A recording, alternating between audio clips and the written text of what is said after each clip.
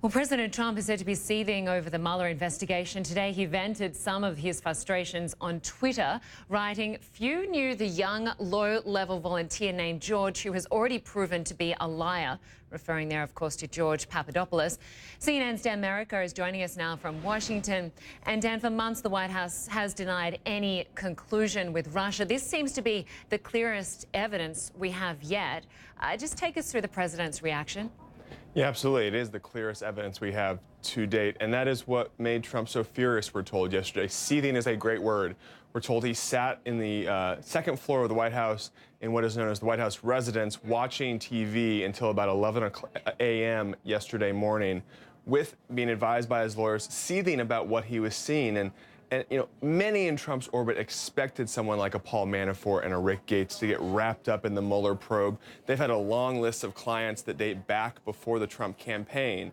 Someone like a Papadopoulos, who, with all candor, is a no-name person to even people who covered the Trump campaign, has raised some suspicion, and Trump reacted basically shocked that Papadopoulos' name was wrapped up in the Mueller probe, and told one of his lawyers, "Really, this guy?" when he heard the name on television. Now, the spin from the White House is that he is this low-level staffer that no one really knew, and President Trump's, the complications with that spin is that President Trump sat in a room with him in March 2016, and he was a member of his Foreign Policy Advisory Board.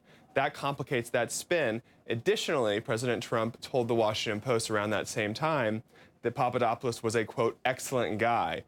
So while they're trying to distance Papadopoulos from the president, there's a number of points during his campaign that the president interacted with Papadopoulos. Now, the thing that really worries members of the White House team and the team that's trying to communicate for the president is the idea that George Papadopoulos could be an active participant in this investigation. Now, we don't know totally what that means, but were his communications monitored between Trump officials and Papadopoulos? Did he wear a wire? Those things are going to play out in the future, and that is what is worrying the team that is trying to communicate on behalf of the president right now.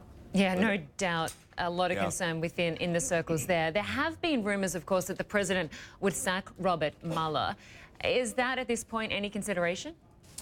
Sarah Sanders was asked this question yesterday, and she basically said no. She did not rule it out completely, but she said there are no plans for that to happen. There's a political reason for that. If President Trump were to take that step, there are many Republicans, not all, but many Republicans, who would likely come out against the president. And that would be very difficult for the president to get anything done if he were to take that step. This comes at a pivotal time. This Mueller, the expanding Mueller probe comes at a pivotal time for the president. He leaves for Asia on Friday for a critical trip for the region and for his presidency. He's trying to pass tax reform at the same time. So doing something like that, taking a step like that, would really imperil his already imperiled legislative agenda on Capitol Hill. So the White House has ruled it out. President Trump in the past has said no, but certainly that could change if they change their strategy and approach towards Robert Mueller.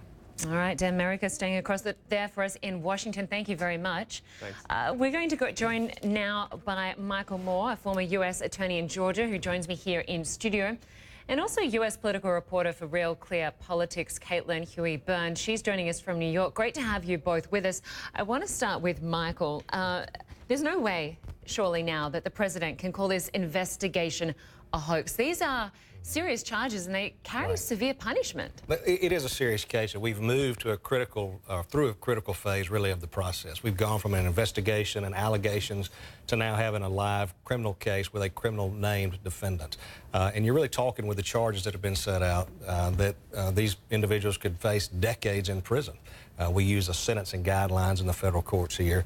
And so the amount of money that we're talking about, the nature of the charges, we're really talking about very, very serious charges. And no doubt the FBI had to have a lot of evidence before laying these charges, right? Sure. And think again, this is really a paper case. This is a question of whether or not Bob Mueller and his team can look at the documents, look at the bank records, look at the tax returns, and just follow the money. It's not a question of whether or not they can disprove somebody's alibi. This is just clearly looking at documents, and it's a very hard case to defend. So I'm sure the FBI and obviously the federal grand jury thought there was enough information to move forward. I want to go to Caitlin for this next question on George Papadopoulos, a key figure in all of this. Clearly, he was a foreign policy advisor to the Trump administration, but the Trump campaign, rather. But now they are trying to play down his role.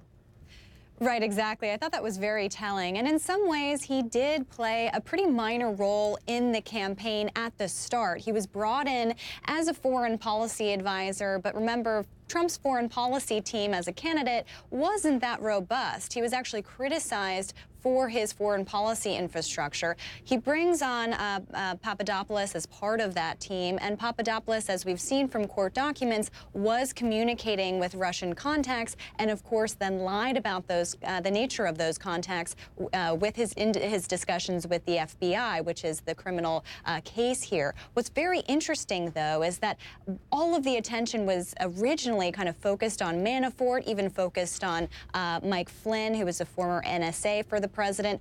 This Papadopoulos person now becomes a key figure in this probe because there was a very important footnote in those court documents that said that Papadopoulos has been coordinating and complying with the FBI for several months now. So that raises the question, of course, about what comes next. And a lot of legal analysts are expecting that there is more to come. This also makes it very difficult for Republicans on Capitol Hill to spin this. They could point to the Manafort aspect of the probe and say, well, that wasn't related to Trump. When it comes to Papadopoulos, however, that makes it very difficult to separate from the Trump campaign because he was part of the Trump campaign in whatever capacity. And it's interesting to note, Caitlin, that this has come as a huge shock to the president and his inner circle. We're just looking at tweets that he put out this morning. If we could bring up one of those tweets, the president saying that the fake news is working overtime, and Paul Manafort's lawyer said there was no collusion. And he went on to say that few people knew the young, low-level volunteer named George, who was already proven to be a liar. Check the Dems. So clearly a lot of anger there from the president about this. Oh, certainly a lot of anger. And we saw last week, and even before the Mueller investigation became what it is now, or we learned this information yesterday, Trump had been trying to kind of discredit the probe entirely. And we've seen him try to do that over the course of the past few months. And now, of course, this is very difficult, as you mentioned, to call this a witch hunt or a hoax. What's interesting here, too, is that look at the context of what's happening in Washington this week. Republicans are expected to unveil their tax reform plan this week, which is center to the president's agenda. As Dan mentioned in the earlier segment, the president is preparing for a 10-day trip to Asia, which is key to not only foreign policy but economic policy as it pertains to his agenda. A very difficult week for this all to be coming down, and it issues a ton of distractions for lawmakers on Capitol Hill and the public at large. It makes it very difficult for Republicans to present their case when it comes to tax reform. And I just want to go back to Michael. As Caitlin alluded to earlier, George Papadopoulos was listed in the court documents as an active cooperator with the FBI. Explain what that means. You may have a cooperator, and that's just somebody who might be talking to the government, telling them things about a case.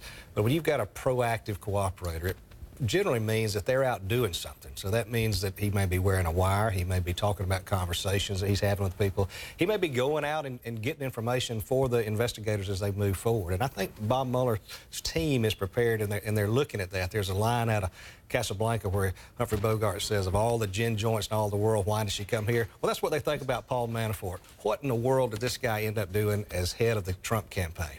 And so now they're just following the leads, whether that be through people like Papadopoulos, who's a proactive cooperator, or through the bank records or through the tax records. They're now just following, trying to explain, how did this guy end up here and how do we have these connections with Russia? It's certainly fascinating to watch this, and this, of course, is just the beginning of this investigation. Absolutely. What's it going to take to prove that there has been collusion between the Trump campaign and Russia? You know, there's really no legal standard for collusion, but when we talk about things like conspiracy, where you've got two or more individuals that are working for an unlawful purpose, I think you could start to see that. If we start seeing money passed back and forth, if we start seeing that there's been the use of money to buy influence in Washington, I mean, we've had a little bit of talk about that, as well as certainly through the Trump campaign. I think those things will weigh heavy in Mueller's mind on whether or not he's got the proof to move forward with the idea that, in fact, Russia colluded with the Trump campaign through the election and into the presidency. Michael Moore, good to have you on set with us. Thank you. And Caitlin Huey-Burns, great to have you there with us in New York. Thanks so much for joining us. Thank you.